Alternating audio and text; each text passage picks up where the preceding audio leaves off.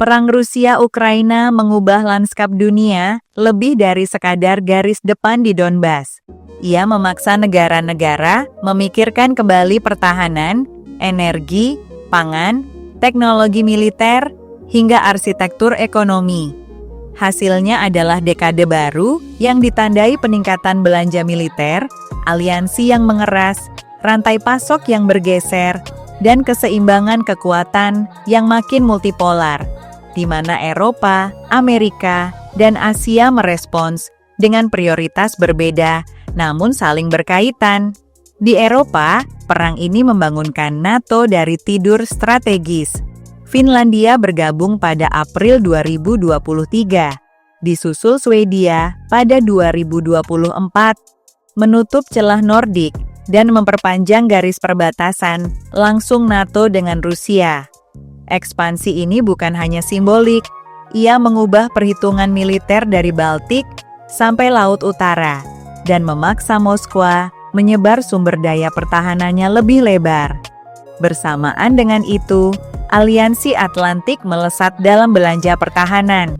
Laporan SIPRI mencatat pengeluaran militer dunia 2024 melonjak ke 2,718 triliun, kenaikan tahunan 9,4%, tertinggi sejak akhir tahun 90-an, dan rekor jumlah anggota NATO yang menembus patokan 2% PDB. Tren ini menandai pergeseran permanen. Eropa tak lagi berasumsi dividen damai pasca Perang Dingin. Konsekuensinya, industri persenjataan Barat, dari amunisi artileri 155 mm, pertahanan udara, radar pasif, hingga counter UAS, mengalami ledakan pesanan. Di sisi lain, anggaran sipil mendapat tekanan dan memunculkan debat politik domestik. Seberapa jauh publik siap membayar premi keamanan untuk deterensi jangka panjang? Dilema ini kini menjadi politik harian dari Berlin sampai Roma.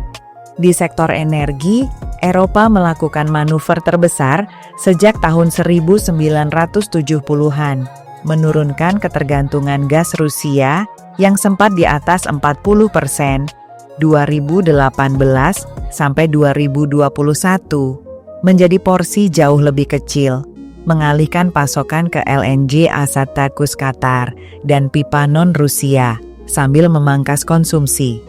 Pergeseran ini mengurangi leverage Kremlin, tetapi meninggalkan biaya energi lebih tinggi dan ketimpangan antar negara UE dalam kemampuan menyerap guncangan. Peran LNG Amerika Serikat pun melonjak. Pada 2024, 53% ekspor LNG AIS mengalir ke Eropa, 6,3 miliar kaki kubik per hari, menjadikan transatlantik bukan hanya kemitraan keamanan, tetapi juga kemitraan energi. Di 2025, kapasitas baru terus dorong rekor pengapalan ACS, menjaga Eropa dari krisis pasokan mendadak, sekaligus mengikat UE lebih erat pada infrastruktur LNG jangka panjang. Sanksi dan price cap mengalihkan arus minyak Rusia ke Asia. India menjadi contoh paling mencolok. Impor dari Rusia stabil di porsi sangat besar, sehingga pangsa OPEC di India jatuh ke rekor rendah. Diskon Urals memberi New Delhi ruang kebijakan, menjaga inflasi domestik, dan mempraktikkan non-alignment pragmatis tanpa memutus hubungan dengan Barat. Dampak kepangan global berdenyut mengikuti drama Laut Hitam. Ketika koridor ekspor gandum bekerja, indeks harga serealia FAO mereda. Ketika macet karena serangan pelabuhan atau premi asuransi melambung, tekanan kembali muncul, terutama di Timur Tengah dan Afrika. Pola buka tutup ini membuat negara importir rentan harus menyusun cadangan strategis dan jalur alternatif. Ukraina sendiri menanggung beban ekonomi yang kolosal. Penilaian bersama Bank Dunia Komisi Eropa PBB RDNA 4 memperkirakan kebutuhan rekonstruksi mencapai 524 miliar dolar per 31 Desember 2024 atau sekitar 2,8 kali PDB 2024 Ukraina. angka yang menggambarkan skala kerusakan infrastruktur, perumahan, energi, dan industri. Efeknya merambat ke arus fiskal barat. Dukungan militer keuangan untuk Kiev menjadi pos tetap, anggaran Eropa dan Asia. Di banyak ibu kota, perdebatan bukan lagi apakah mendukung, melainkan berapa lama dukungan bisa dipertahankan, sembari mengisi ulang stok amunisi dan memperbesar kapasitas industri, sebuah maraton logistik yang menuntut kepastian politik. Perang ini juga memaksa pembaruan doktrin. Dari medan tempur, lahir pembelajaran tentang drone swarm, peperangan elektronik, jaringan satelit komersial, dan integrasi AI dalam ISR. Banyak negara kini memprioritaskan pertahanan udara berlapis dan CUAS sebagai kebutuhan dasar, setara artileri, mengubah daftar belanja dari Timur Tengah hingga Asia Tenggara. Di Eropa Timur, negara garis depan seperti Polandia, Baltik, dan Nordik membangun perisai timur melalui pengerasan infrastruktur, relokasi unit, dan latihan gabungan intensif. Polandia bahkan mendorong belanja pertahanan ke level tertinggi di NATO dan memperluas komponen cadangan sipil, mencerminkan kesadaran baru bahwa deterrence harus berbasis masyarakat luas, bukan hanya alat utama militer. Sementara itu, UE mengakselerasi proyek regasifikasi, interkoneksi pipa, serta diversifikasi pemasok. Namun, biaya transisi terasa. Tagihan energi industri naik permanen dibanding pra-2019, membuat beberapa sektor padat energi mempertimbangkan relokasi atau otomatisasi agresif. Ini mengundang pertanyaan strategis, bagaimana menjaga daya saing sambil mempertahankan ketahanan energi. Bagi Rusia, ekonomi perang berarti belanja militer terus melebar dan ketergantungan pada pendapatan energi Asia. Sanksi teknologi menekan kemampuan modernisasi industri sipil militer. Tetapi Moskwa menambal lewat substitusi impor, jaringan bayangan, dan rute ke timur. Dalam jangka menengah, biaya fiskal dan erosi basis teknologi menjadi kendala pertumbuhan, namun tidak serta-merta melemahkan kemampuan bertahan di garis depan.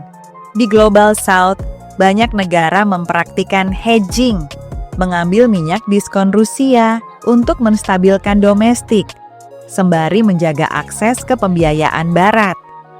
Pola ini menunjukkan bahwa arsitektur sanksi bekerja tidak seragam. Ia menciptakan pasar paralel yang, kendati tidak menutup keran Moskwa, mengubah arus perdagangan dan memperkuat multipolaritas ekonomi. Efek keamanan pangan meluas ke kebijakan dalam negeri, subsidi gandum, penguatan cadangan, hingga diplomasi pelabuhan menjadi alat stabilisasi politik. Ketika FAO melihat penurunan indeks gandum karena panen melimpah di UE dan Rusia, beberapa negara memanfaatkan momen untuk mengisi lumbung. Namun, tetap waspada terhadap serangan ke infrastruktur Ukraina yang bisa mengerek biaya logistik kapan saja. Di Laut Hitam, perang menimbulkan babak baru persaingan maritim, dari drone laut hingga serangan presisi ke galangan dan pelabuhan. Asuransi pengapalan menyesuaikan premi risiko.